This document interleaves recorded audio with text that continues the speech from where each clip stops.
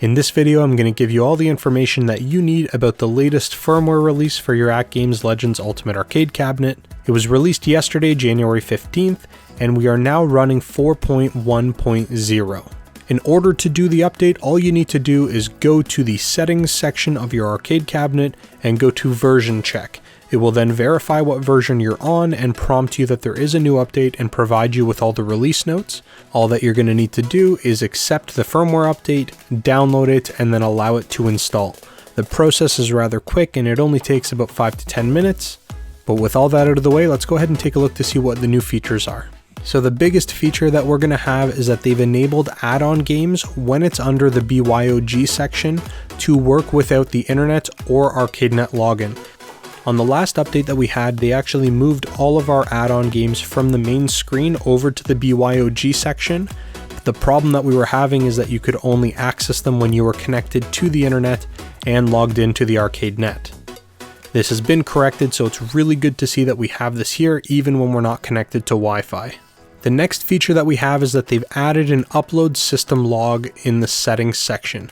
The reason why this is going to be good is, let's say you are running into bugs or you're having problems with your console.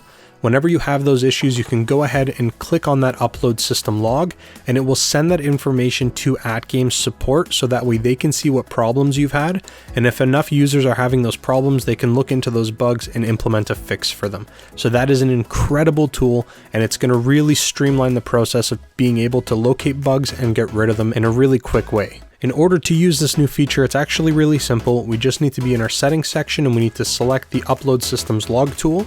And then we just have to hit submit with the A button. And when you do that, you're going to see the progress on the middle of the screen. You're then going to be given an on-screen description of what information is actually in the log and how AtGames is going to handle that data.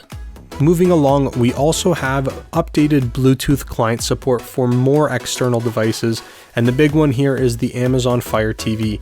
And they want to give a big special thanks to Cool Toy Douglas for bringing this to their attention. Fantastic work. It's awesome to be able to get the Fire TV connected, so thanks to him for making that recommendation, and thanks to AtGames for implementing it.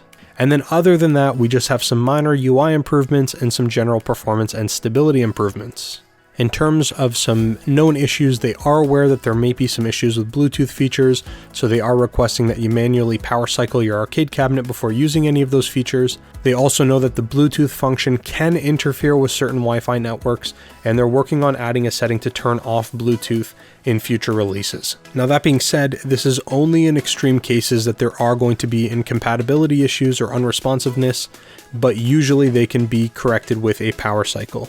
They are also aware that sometimes when the arcade is left in Bluetooth client mode for a very long period of time, it may become unresponsive and will require a power cycle. This is definitely something that I've been experiencing. If I just leave my cabinet on and it is in Bluetooth client mode, after about 30 or so minutes, I end up with a black screen and there's nothing I can do to get in and out of it. I just have to power cycle the machine. So that is something they know about and they are working on a release. But that's pretty much it for this video, guys. Thank you so very much for watching. Please let me know in the comment section below if you have any questions about this specific firmware release, but it is definitely worthwhile. I've played around with it now for a little bit, and it does seem to be working pretty darn good, so I would say that this is a safe firmware upgrade to jump into. But that's all I've got. Thanks again for watching, and I'll talk to you guys again real soon.